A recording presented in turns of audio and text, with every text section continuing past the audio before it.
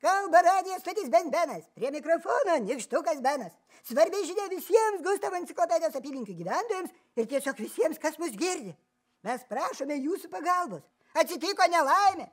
Gustavo pusbrolio Gustavsono dėdė Gustavsbergas savadarbiu lėktuvu išskrido iš Švedijos pas mus į svečius ir jo orlaivis patyrė avariją.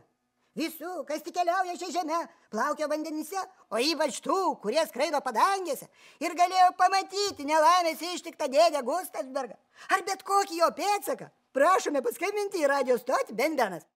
Paminėsit mano žodį.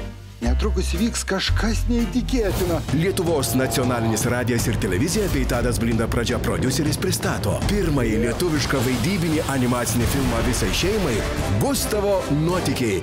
Jau greitai kino teatruose. Partneriai Tavo vaikas ir Radio centras.